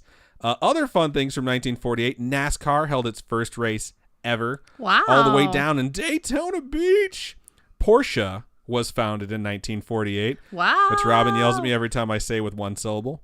And apartheid was started in South Africa in 1948. Also, Gandhi was murdered. Wow. So 1948 was just this rockin' year to say the least. So now we're looking at the planet spinning. I want you to zoom in with your mind's eye from that worldview down onto the North American continent to the East Coast to Maryland if you can find it without the lines because it's really hard when it's not an actual map, all the way to the city of Cottage City, Maryland. And we zoom in on an unassuming home looking very much like those around it. Think like the suburbs. The dog is making noise now. Inside are a mother and father living with their only son. So this is an only child. And this only child is going to be known for the time being as Roland. The name is Roland Doe. Another pseudonym for him would be Robbie Mannheim, which a lot of people on the internet say was his real name, which is not the case. It was just another pseudonym, but we're going to call him Roland because that's what he's referred to in most of this. Roland is 13 years old at the time our story begins, and how do I know? We'll get to that later. But it's not surely known if Roland doesn't have many friends, but at home, he doesn't really have anyone to be called his partner in crime because he's an only child. But he does have the exception of his Aunt Harriet. His aunt and he are thick as thieves. They're like besties. So go ahead and picture like a hide-and-go-seek montage at the beginning of a movie where he's running around the home with the mother and father being like, wash up for dinner. Honestly, Harriet, I don't know why you encourage him. And Aunt Harriet would like smile kindly and then cough. that cough is going to come back later. You know it will. It's like a nosebleed. Oh my goodness. Well, the kid, if you don't know, if you're watching a TV show or reading literature and someone has a nosebleed, it means they have cancer, probably a brain tumor. So while this kid is running to hide, he runs past his grandmother, who just shakes her head. And yes, the aunt and the grandmother lived with the boy and his parents. There's 5 people in this house. And they were all, as an additional detail, Lutherans. That's part of the story. I've also heard that half of them were Lutherans, half of them were non-practicing Catholics. All right. It doesn't really matter. Realistically, this kid is... It doesn't matter who you are. What matters is our plan. That's a good joke. Bane is also there. It's really weird. So realistically, this kid is 13. So the truth is he's probably not playing hide and go seek, but I don't have a lot to go on here. One thing I do know, though, is that his Aunt Harriet and him were friends, and she was kind enough to share her interests with her nephew. And one of Aunt Harriet's favorite things was spiritualism. And of course, her favorite thing to use in association with her spiritualism Ouija board. was her Ouija board. Yeah. That is right, folks. We could be calling this one Ouija boards 4 if we really wanted to. So she shared this interest with Roland. As a side note, what a dick. But let's fast forward this story a bit. So instead of it being 1948 in December, it's January of 1949. It's only been a month. We haven't fast forwarded quite a bit. And you don't need the history lesson on 1949. Not a lot happened this year, but one particularly local detail in our story that happened in January of 1949 is Aunt Harriet passed away. Aww. Cause of death, not a demon. That's all you really need to know, natural causes. We don't cough? think... the cough got her. That's exactly what it was. More on this later. I'll get more into detail with some specifics when we get past the tale of it and get more into the investigative side of it. So now, as the tale goes, Aunt Harriet left Roland a very specific item. Yes, you guessed it, her Ouija board. And Roland would lock himself in his room for hours at a time, using the board to try and communicate with his dear Aunt Harriet, who had just passed away. And the parents were like, if this is how he grieves, I guess let him do it. Better than those damn kids outside with that damn hooping stick. So... I'm going to reference that movie like every single episode for the next like 40 episodes. If you don't know that that's a reference to A Million Ways to Die in the West. Seth MacFarlane's probably going to be like, man. I hate this movie now. I've heard them quote it so much. So according to the story, Roland would in fact contact someone with that Ouija board, but it was not his aunt. Around this time as well, some activity began to creep into the home. Scratching could be heard behind the walls and underneath the floors. And the activity was perceived primarily by Roland. Roland was the one that could hear this. Okay. So objects were found in places they had not been left in, so things were moving on their own. They weren't witnessing them move, but they were finding them in weird spots. And Roland's mattress began to shake while he slept on it. Roland began to noticing scratches appearing on his body that he had no explanation for. And Roland himself began to grow more and more distant with the family and his friends. And he stayed in his room most of the time, and in the time he would be out, he would be at school. His peers and teachers noted that he was becoming increasingly disturbed. It wasn't just withdrawn. Like, it's like a book. Like, there was something wrong with Roland. Yeah. And at one point at school, Roland's desk began to shake. Not like a shake from like a restless leg where your leg is bouncing too much. Like it was like vibrating almost. It was described as a rapid vibration. And the teacher actually scolded him like, Roland, like, chill out, bro, chacho. I'm trying to teach up here. To which Roland replied, like, I'm not doing this. And classmates claimed that his things flew from his desk to the floor. He didn't throw them. They just flew off his desk. And the teacher was pissed and told him, like, pick your stuff up. And the classmates were, like, scared. They weren't, like, blaming him like he's acting out. They were just like, I don't want to be around that kid, like something freaky is happening. And the activity would get worse. The scratching behind the walls would become really loud and violent bangs against the wall, as if something was trying to break free. And I put as a side note, it was probably Freddie Mercury. Oh my gosh, I had that song in my head just now too. That's what I thought of when I heard that, or when I wrote that. Objects were no longer being found moved from their places, but instead were being hurled across the room by an unseen force. So things are getting really, really bad for Roland and his family at this point. And at this point, the parents were like, so we think maybe something is wrong. To which I can only imagine the grandmother replied, no shit. So they requested help from their local church. And according to the story, the local Lutheran ministers were like, oh, it looks like you got a case of the you're fucked. We recommend a healthy dose of get the fuck out. And they were no help. Realistically, that's not what they said. The local minister or pastor, I never know what to call them, who was named Luther Miles Schultz. And in parentheses, they put Lutheran named Luther. That sounds like a butler named Jeeves. But after the family asked for help, he said, how about I stay the night at your place and see what happens with my own 2 eyes? So he came to the home. And during that time, he heard the slams against the wall, and he witnessed objects moving on their own and being thrown. And in the morning, he advised the family to seek out a Catholic priest, because Catholics are the ones who can perform exorcisms. Sorry. And so at this point, I'd like to pause to let you know that there are many versions of what happened here. And I'm telling you the traditional version and the details that persist throughout all those versions. There's not much that's different. It's some stuff that collides because of dates, or it just opposes each other because they say this person went there, this person went there. We're not going to worry about that right now. This is the tale, so I'm telling you about like the legend of what happened. Is it from the basically. Crypt? Yes, sure. It's a tale from the crypt. No one's dead here yet, though. Actually, I guess the aunt's dead, so sure, it could be. Anyways, they then reached out to the Catholic Church and were like, we'd like to purchase one exorcism, please. To which the Catholic Church responded, tight. And the group that the family sought out were the Jesuits, which are a sect, I guess is a good word to use for them, of the Catholics that have facilities in the U.S. and around the world. And depending on like what sect of the Catholic Church you are, your beliefs are a little bit stricter, your beliefs are a little bit different. All right. But they all revolve around the same thing. Everyone considers themselves Catholics. So the priest that would come to help the family was named Edward Hughes. And he visited the home and saw the state of Roland and did some of the typical tests to see how he would react to the mention of the Lord's name, like holy symbols. He asked him like cake or pie, like typical exorcist shit. Is that a joke? That's definitely a joke. Okay. You don't ask an exorcist victim, would you prefer cake or pie? And then I put Roland responded pie, and Father Hughes was like, exorcism it is, because cake is the correct answer. Oh, okay. Now, at some point during his evaluation with Roland, Father Hughes informed the family that they needed to take Roland to Georgetown University Hospital. And for those of you wondering, Georgetown University Hospital is a Jesuit facility. So wow. He's basically moving him somewhere where he's going to have home field advantage for this exorcism. So they get there, and thus began Roland's first exorcism. And during this process, the activity that had been previously witnessed increased in severity. And at one point, Roland was able to break one of his hands free from the restraints. He was able to rip open the mattress he was on, grab a hold of a bed spring, and rip it free from the bed. And then he used it to slash the shoulders/arm of Father Hughes, bringing about an end to the first exorcism. Side note, this is a highly contested detail of the story we will get into later. According to this story, which is always my subtle way of saying, here comes a hard to swallow detail.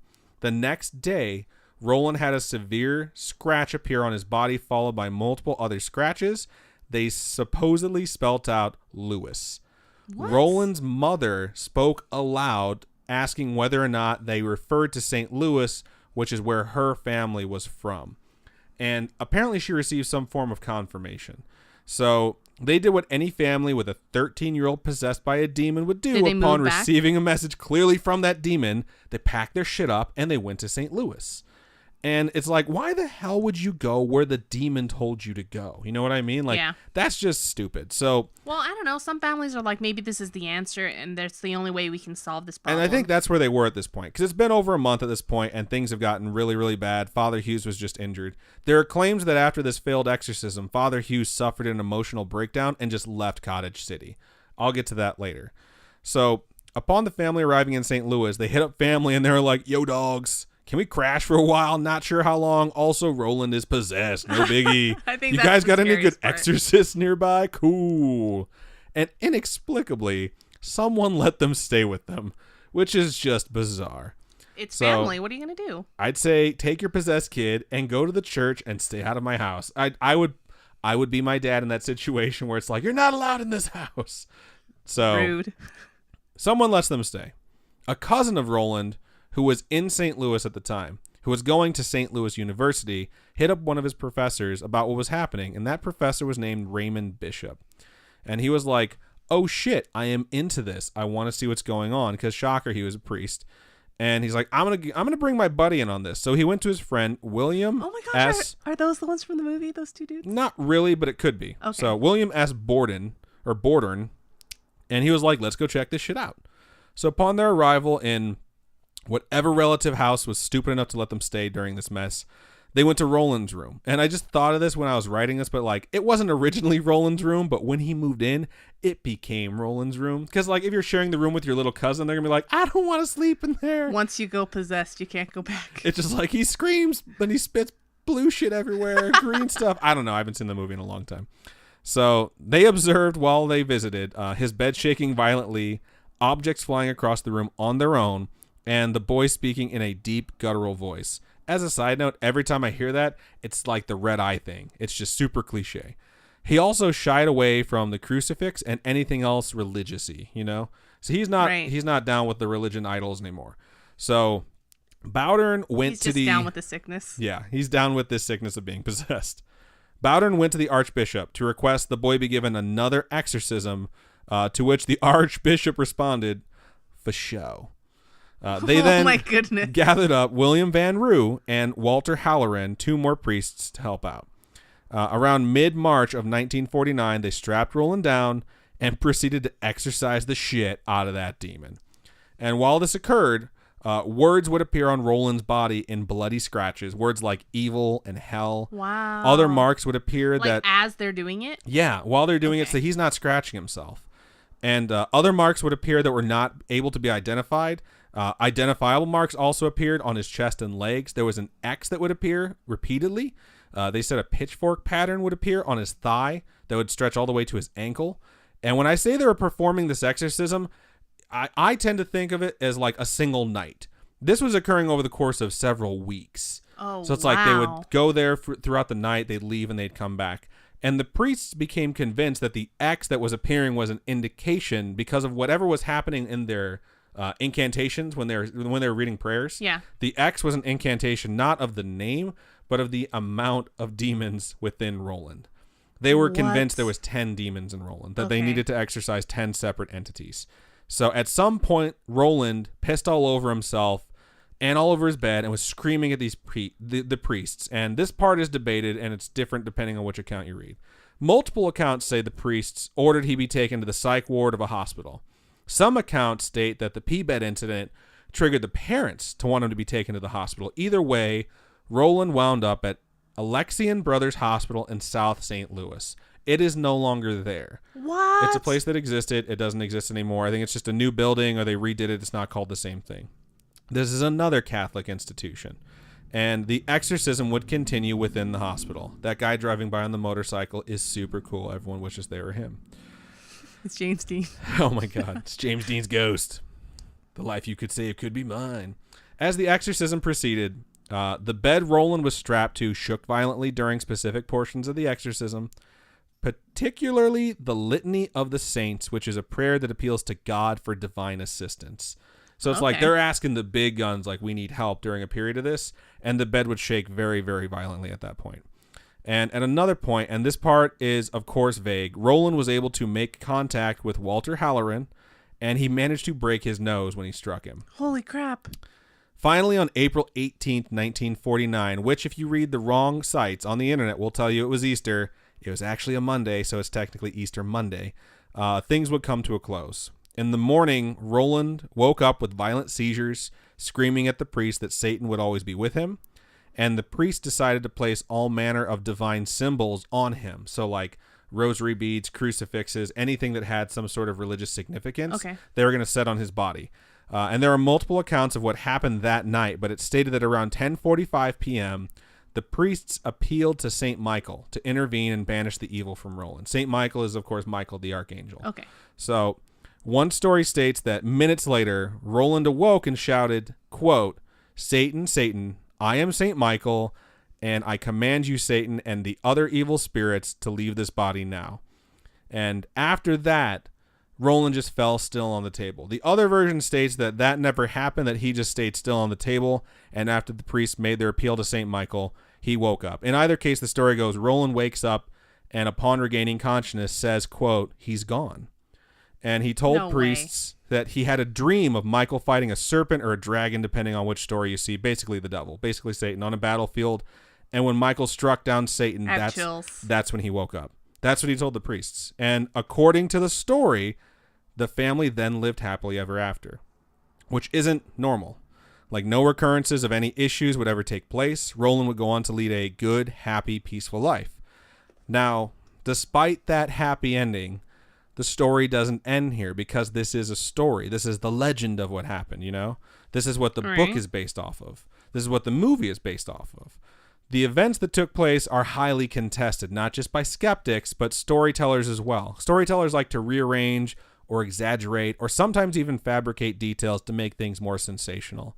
And that pisses off skeptics, because they're like, if something's fake in that story, it's all fake. Yeah. Like, that's how the skeptical mind works. Some additional things have been added in, and I try my best to let you know which parts deviate and which parts are told in basically all the stories, but it just depends on which order they're in.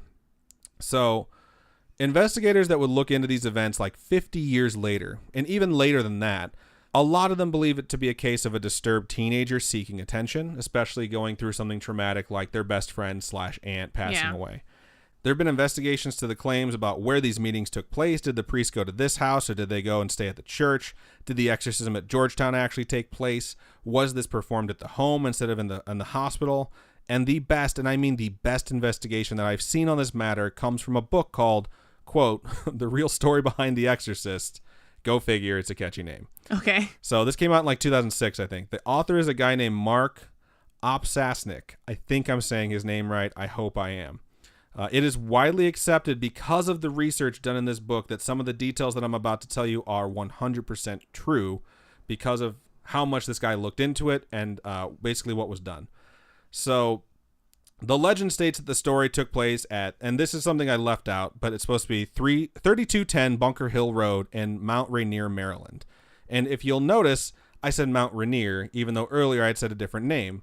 Well, Opsasnik's research found that this was indeed not the case, and that's why I let you know when we started that this took place in Cottage City, Maryland. And in addition to that, most internet sources will state that Roland Doe's real name was actually Robbie Mannheim, like I had mentioned. Thanks to his research, thanks to this guy's research, it is widely accepted, and I can verify at this point, that the boy's name in the actual case was actually Ronald Edwin Hunkeler. I think I'm saying his last name right. Hunkeler. Hunkeler. Let's go with Hunkeler. So Roland, Roland, Ronald, Ronald. Okay. It's just so a it's slight, like really similar. super slight change. So Ronald Edwin Hunkeler is an actual living human being. Actually, I'm not sure if he's still alive. I can't confirm. But he was an actual human being and a resident of 3807 40th Avenue in Cottage City, Maryland. His mom was an evangelical Lutheran, and his dad was a non-practicing Catholic. His grandmother was also a non-practicing Catholic. It matches the story. His aunt was a spiritualist. So these are all details that existed in the world that all match up. Ronald had an aunt named Harriet. Didn't match up at first because her nickname was Tilly. Her actual name was Harriet. Oh, wow. She died on January 26th, 1949.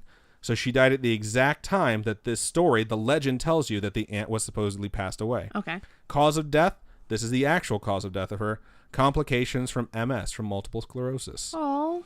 Ronald was born on June 1st, 1935. I have seen the birth certificate, meaning that he was 13 years old at the time this would take place. This is the kid. Okay.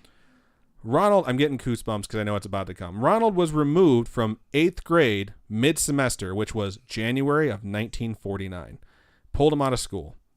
Multiple members of the community of Cottage City spoke with him and spoke with the author of this book, I should say, and confirmed to him that Ronald was indeed Roland, the inspiration for the movie The Exorcist.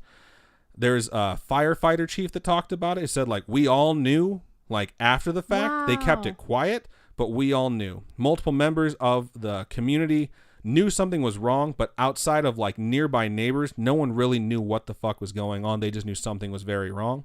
One of his friends from the neighborhood who used the pseudonym, this is funny, JC, so clearly he was speaking to Jesus Christ here, stated that he didn't think Ronald was possessed. He basically said he was just an effed up kid. Like, there was something really wrong with Ronald. There was just a lot of things wrong. His brother, who went by the pseudonym HC in this book, stated that Roland, I put Roland, but it's Ronald. Ronald was a bully and an asshole. He was just a mean, vicious human being. So there was just something wrong with this kid. He was violent towards other people and towards animals. and not what anyone would call normal. He called him a, quote, mean bastard.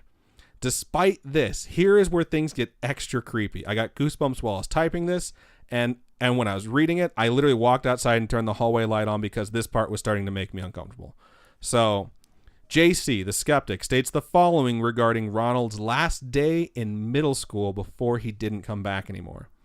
We were in a class together at Bladensburg Junior High. This is a place, it exists.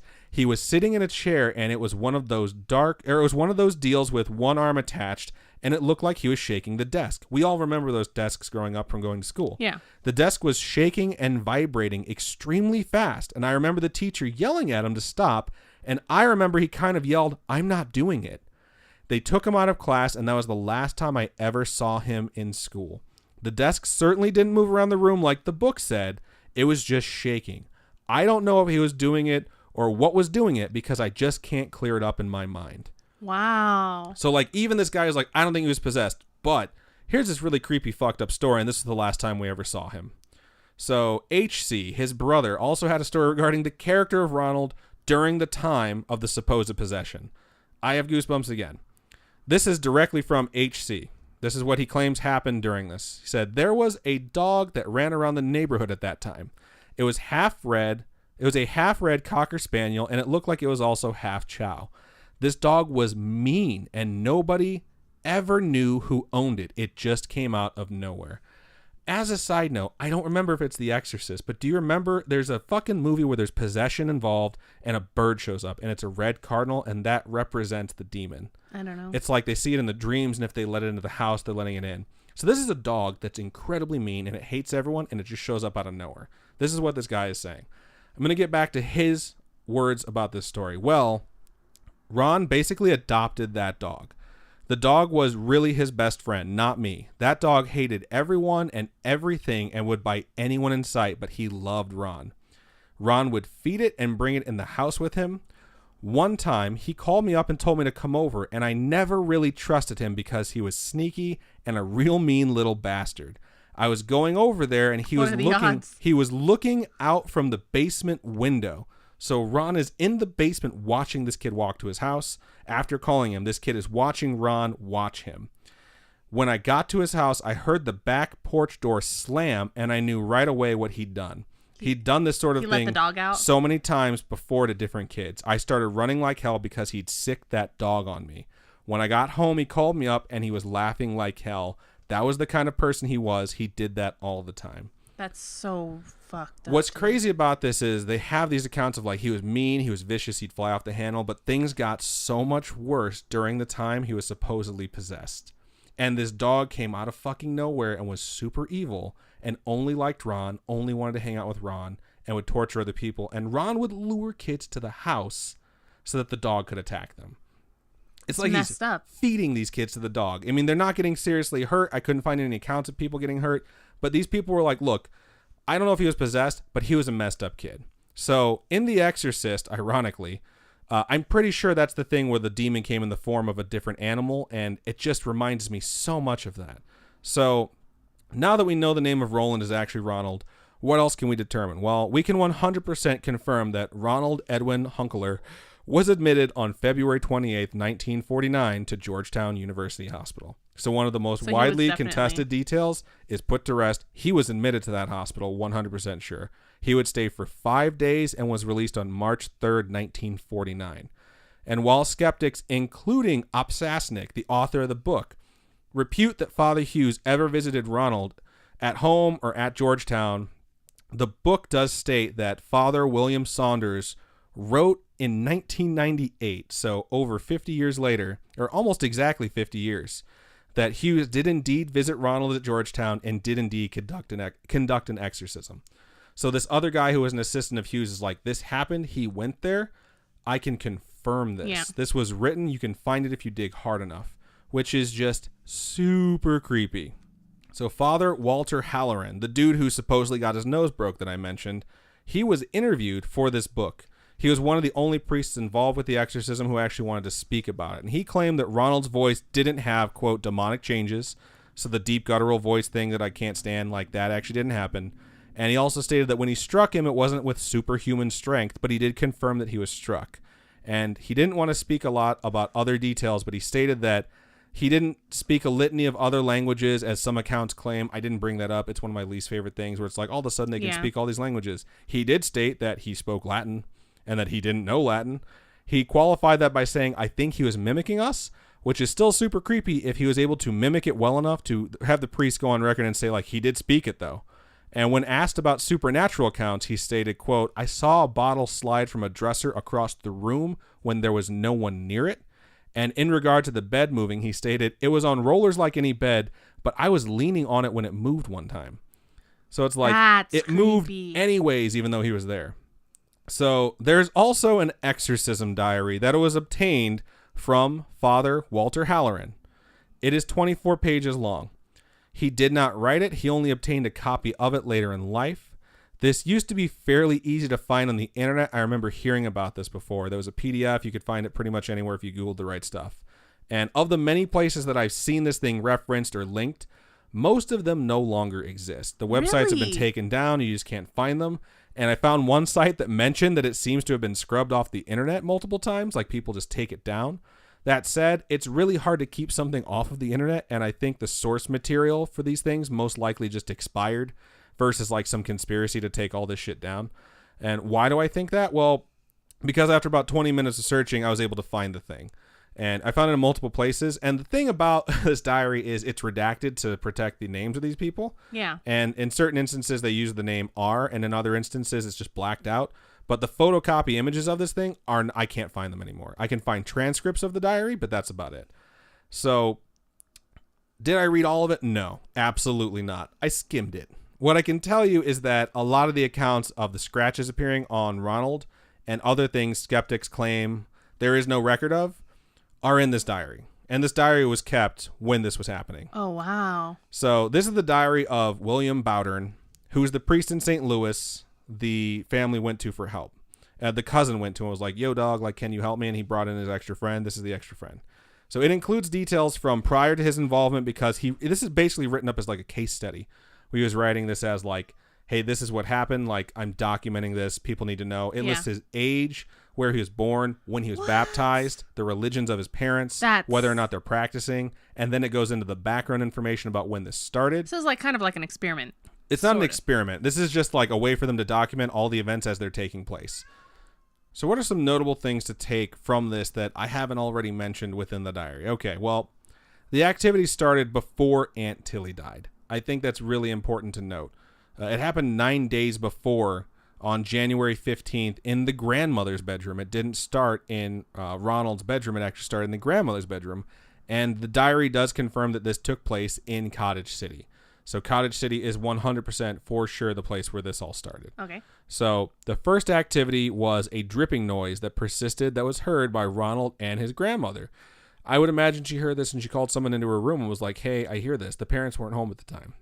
So he went in there, they're listening to this noise, and then it stopped, and then suddenly the picture of Christ that was on her wall shook as if someone had bumped the back of the wall. That's messed up. By the time the parents came home, scratching sounds under the floorboards could be heard near the grandmother's bed. And this would happen every night from 7 to midnight. They could hear these scratches, and the parents were so concerned about it that they called an exterminator. And they were like, hey, come in here and help us out. And the exterminator couldn't find signs of anything, so he put poison under the floor. The sounds did not stop for 10 days. When they stopped, everyone just assumed, okay, the poison worked. The poison worked. Also, what happened 10 days later? The daughter died. Oh, the grandmother's daughter died. So Aunt Tilly had just passed away. So Ronald still heard the scratching, even though the rest of the family did not. And this is all documented in this diary. And when the rest of the family started hearing it again, it was in Ronald's room now. Bummer.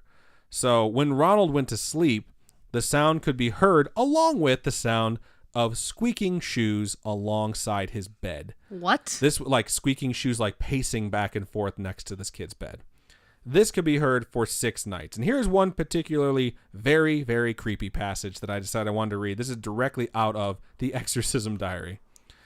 The squeaking sound continued for 6 nights, and on the 6th night, scratching again was audible. The mother, grandmother, and boy, while lying on the bed on this night, heard something come toward them, similar to the rhythm of marching feet and the beat of drums.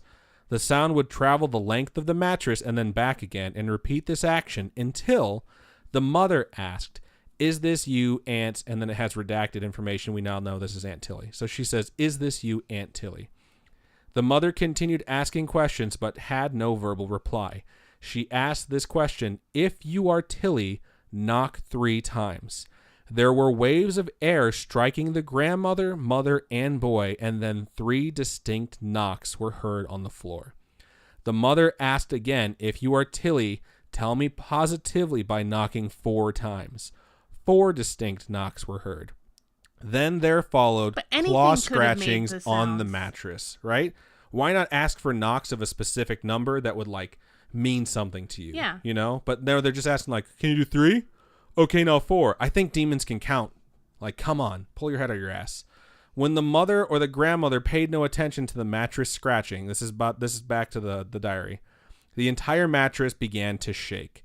The action at times was very violent. On one occasion, the coverlet of the bed was pulled out from under the mattress, and the edges stood up above the surface on the bed in a curled form, as though held up with starch. That's creepy. When the bystanders touched the bedspread, the sides fell back into normal position. So they like reached out to touch it, and then it just went back to normal. The scratching on the mattress has been continuous since the first night it was heard. This is just a dash, like January 29th, 1949. This is one of the few. This diary is 24 pages long. And it's not an entry per page. It's just entry after entry after entry of all these things that happened. Well, I don't want to go through all of this again for you because a lot of these things repeat. What I can tell you is that the diary not only parallels what the original story had to say, but adds to it with a few additional details. It also clears up certain things. The Lutheran minister who came to the home actually had Ronald come to his house. He didn't come to the house that supposedly housed the specific entity. He had Ronald come to his place and stay. And while he was there, he witnessed this stuff happen in his own home. So then he knew, like, it's following. And that's when he's like, "Go see a priest who can do an exorcism." A psychiatrist was brought in after the minister. They didn't go straight to the Catholic Church. Was brought in at the beginning, did tests and stated there's nothing wrong with Ronald. Then a doctor gave him a physical and said he was in perfect shape, if not a bit high-strung. Wouldn't you be if you were possessed or being haunted or your aunt just passed away? A spiritualist. Isn't it like when they go through puberty too? It's like a lot of exorcisms are when they're going through that phase in their life. Because they're unsure. Yeah. And just things start happening to people that are going through like processes of change or fear or anxiety. So a spiritualist was brought in to rid him of additional spirits because there's this thing that they can perform, which is similar to an exorcism, and they stated that it failed and they needed to go see someone else. All right. Father Hughes, which is the Catholic priest, it states in the diary, never met with the boy in person, so he never actually met with the kid. The mom went to visit Father Hughes, and he suggested blessed candles, holy water, and prayer. And when the mom went home, she took these items with her home. She sprinkled the holy water in all the rooms, and as soon as she set the bottle down on a shelf, it was thrown across the room at the wall, but it didn't break. She lit a candle and sat on the bed with Ronald, and the bed moved with the two of them on it, swaying back and forth. And when they began to pray, it only aggravated the phenomena. What I think is very interesting is that they're still not calling it an entity in this diary. It's just called the phenomena. They're like, This is happening, and it aggravated it. So the diary confirms the check-in date at Georgetown University Hospital. It confirms the checkout date at Georgetown University Hospital. Father Hughes did not receive permission, according to the diary, for the exorcism before the family left for St. Louis. So that exorcism where the bed spring was ripped out and he was slashed across the face, the diary states it didn't take place because he didn't have permission yet. It does not state that he didn't do this without permission. It just states that he didn't have permission yet, so his plans were foiled. And then the other priest states there was an exorcism that took place in Georgetown University, and he states that he was a part of it. So there's two conflicting things there from two sources that are supposed to like confirm whether or not this happened. Okay. Diary states it didn't happen. Someone states I was there. This totally happened. So it states that the family traveled to Normandy, Missouri, and stayed with an aunt. So now we know what town they're in and that the aunt was the one crazy enough to let them in the door. And 5 days later, after getting to the new place, the activity resumed. So if they thought they were going to run away from it, it started right back up. It details the names of the bishops who authorized the exorcisms. It details all the scratches and bed movement and objects being thrown. And this is not just happening every now and then. This is happening nightly. It details Ronald's condition deteriorating. It details the exorcism beginning on March 16th. And the details that are described before, when I told you the story earlier, when it was the story, just the legend, they are also listed in the diary in excruciating detail. So the scratches, the speaking in Latin, the striking of Halloran. He was then sent to the Alexian Brothers Hospital on March 21st. So 5 days of exorcism, he winds up in the hospital. Interesting point. They didn't go there for the kid. The mom was sick. The mom needed to go to the hospital. They needed to take the kid with them because he couldn't be left behind. So they're like, we need to go to a hospital that has a room where we can put this kid in that's also separated from the other patients. So they went to the Alexian Brothers Hospital on March 21st. The mom was there. They put the kid in the psych ward. They kept the exorcisms going. They eventually went back home because the mom felt better. Then on the 24th of March, so 3 days later, he was taken to St. Francis Xavier College Church. So they are trying a bunch of different places. Took him to the X-Men? They took him to the rectory. They took him to Professor X. And they continued these exorcisms. And between March 25th and March 31st, he was taken back to his aunt's house. They were like, this isn't working. We need to take him someplace back. And on April 4th, and none of the stories I've ever found detail this, it's just in the diary, April 4th, the family went home. They're like, it's not working. We've missed too much work. This is too much of a toll on our family. And the priests helped them arrange travel. They went by train. They went home on April 4th. On April 6th, Bowdern, who's the priest that they met up with in St. Louis, and Hughes, which is the priest that supposedly didn't do the exorcism when they're in Georgetown University, both of them went to Baltimore to try and find a place for Ronald. They're like, we need some place to take this kid. There's something seriously wrong. The name of the place is redacted from the diary. I cannot find it anywhere, but it's called the Something Institute, so blank Institute. They were turned away by the Institute. They told him, like, we're a state facility. If this is a religious purpose, if it's not medical or psychiatric, there's nothing we can do. And based on what they told them was wrong, they're like, we can't help the kid. Like, you can't, and they didn't even fucking want him there. They're like, you cannot bring him here. You can't give him, we will not give him a room. They just turned the kid away. They told two priests, like, nope, doors closed, man. Like, we have to keep records of everything that happens here. Basically what they're saying is, like, that kid's probably going to die, and he's not going to die here. Like, we're not taking the blame for this. So they were not able to get him into this institute. And what's crazy is during the daytime, Ronald is fine. And it notes that every day there's an entry in the journal. Ronald is fine during the day. There's nothing wrong with Ronald. As soon as the sun sets, it's like 7 to 8 p.m. Between 7 to 8 p.m., things start stirring up. And it gets worse and worse and worse as the night goes on. So they start the exorcism up again because of it. April 9th, they went back to St. Louis, and they went back to the Alexian Brothers Hospital. They have traveled from Missouri to St. Louis, which is a long fucking way. That's half the country. Yeah. And then they went back to it because there's nowhere we can take the kid. That is the best place we can go. They called long distance, and they asked the Alexian Brothers Hospital, like, can we bring him? And they're like, absolutely, we'll have a bed ready. Because they had seen him, and they knew what was happening. And they're like, bring him back here, and we will help you. So they did.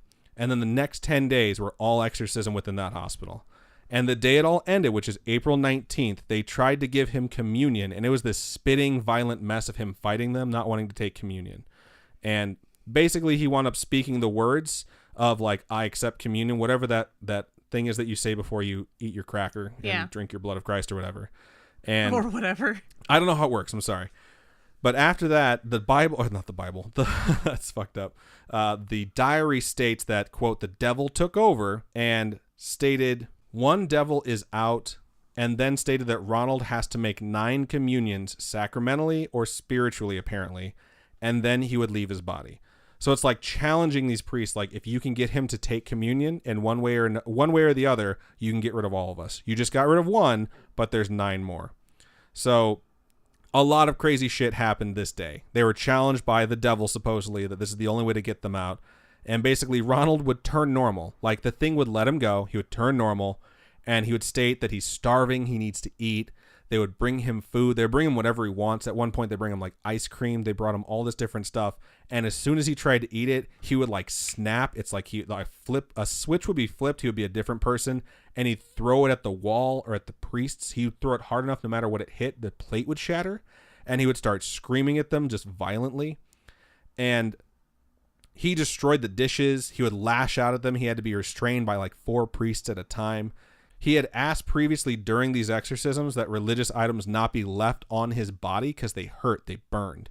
And one of the priests at one point during this day was like, F this. Like, we are putting that on him and we are leaving it on him. We're not taking them off. So they were going to put rosary beads and crucifixes and symbols of the saints. They were all going to go on this kid's body and they weren't going to take them off. Oh, wow. No matter how anguished or tortured he seemed. How did they keep it on him without him tossing it off? They just put it on him, and if he tried to take it off, they put it right back on. And they were strapping him down. Like, he was tied to this table until they'd let him up, basically. And it's like, they tie him down because he was wild, and then this thing would let him go, you know? Like, oh, look, you're tying this 13-year-old to a table who's begging you for food. And they'd let him go, bring him food. I read this diary, this entry for April 19th. They brought him food like 5 times. Wow. And each time, like, he snapped every time he was about to eat. So more of this whole him trying to eat, then not being able to. And at one point when he was okay, he asked them to teach him some prayers that he could say when he was okay because he thought he could help his own exorcism. He asked for a prayer book he had in like 8th grade to be brought to him, and they found it and brought it to him so he could read from it. And he even asked him, like, teach me a prayer in Latin that I can say in Latin, because he felt like it had power. And sure enough, the diary states that at 10:45, the same time as like the legend of this, Ronald stated, quote, "Satan, Satan, I am Saint Michael, and I command you, Satan, and the other evil spirits to leave the body in the name of Dominus," which is the name of the Lord, "immediately, now, now, now." That is what the diary states happened at the end of this exorcism. And after that, it was over. Like, the diary just states, like, he came to, he was perfectly fine, nothing happened again. The next entry in this diary is exactly what it is, and I'm just going to read it to you. It just states, follow-up. August 19th, 1951. This is over 2 years later is the next entry in the diary. Oh, wow. R and his father and mother visited the brothers, referring to the hospital that he had the exorcism successfully performed. R, now 16, is a fine young man. His father and mother also became Catholic, having received their first Holy Communion on Christmas Day, 1950. Wow. So the year that followed. Chills. There's one more entry in this book, and it just goes like this: 11/8/70, indicating this was entered on November 8th, 1970, almost 20 years later. Okay. It just says, verified residence of redacted. With telephone operator, redacted. Lives in redacted. Redacted now lives in redacted. Has unlisted phone number. That is it. Someone checked back up 20 years later and was like, they still exist. This is where they are. That's it. So we have no idea how his life ended up. I read on the same investigation of this incident states that this guy has tried very hard to hide his identity, and he hasn't been able to contact him. There's only been one public record of him since all this went down, and it was in like 2004. He had a speeding ticket, and he had to appear in court. That is it. That's like the only footprint they've been able to find of him since, but he was a real human being that actually existed. So he lives off the grid. He lives much. as much as he can, where he can keep himself unlisted and untraceable. He probably has no social media if he's still alive. He was born in 1931, so it's not beyond the realm of possibility that he's still alive. He'd be like... He'd be an old man. Yeah. He'd be almost 90 now. Oh, mash. Okay. But like, maybe, just maybe, this is all fake. Like, this story is absolutely bizarre, to say the least, and it's creepy, and trying to find like a full, complete document like the PDF of the exorcism diary without redacted stuff is a pain. And since most of it is only quotes or a portion, it's usually redacted because they're trying to keep the name of the people out there or the name of the institution out. Yeah. But it happened so long ago. I mean, it's like 60, 70 years ago now. You know, it's 70 years ago now. It's 2019. Holy shit. So it might all be fake. And maybe the classmates who were with him when he did bizarre stuff like this are right. But even the skeptics in the case, including the classmates, all had something to say where they're like, well, yeah, I think it was fake, but this did happen. Like, I can confirm this did happen. And even the things that skeptics try and say, like, we can say, like, definitively we don't think this happened. And then you find out the name, and you find out the history, and you find the records of the hospital. It's like, no, that happened, and that happened, and that happened. He was admitted all these places. And unless the family just felt like bankrupting themselves over the course of 3 months.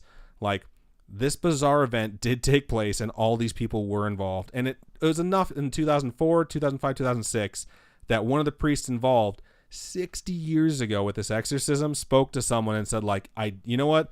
This happened. This didn't. I did see this. It was terrifying. And I don't want to talk about the rest of it. And then this diary is there that exists that is so hard to find. And when you read this, man, like, just reading an entry from a day was just giving me cold chills. I was like, I don't even want the hallway to be dark right now. Like, I don't want to look out there and see darkness in the hallway because it was creeping me out that bad. So this story is definitely creepier than that fucking movie. Yeah. And, like, the creepiest thing about it, especially after all these things that I've done, is the happy ending. Like, nothing happened again after that. Because it never happens. And all the stuff we've looked into, like things just stopping and not persisting, it's usually because some big momentous event, like someone moved away, or someone passed away, or it comes back and it recurs. Like, there's nothing after that. The guy's a ghost after that. That's what freaks me out. You want to know what the creepiest thing about this is? He had a ticket in the early 2000s. You know what that means? He was alive when the Exorcist book came out. He was alive when the Exorcist movie came out.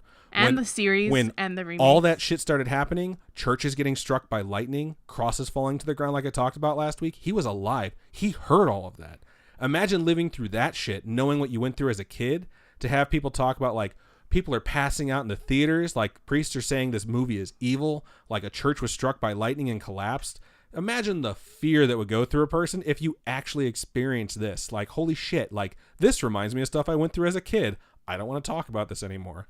Like, I can't imagine living through it 40, 30 years later, and there being, like, so many people like, oh, you got to see this movie. Have you heard of The Exorcist? And it's just like, that guy's just standing there like, yup, I think I've heard about it. Like, that would just be just the creepiest thing. Yeah. So I hope at some point before he passes away, he gives an interview or confirms something, because I would love to know.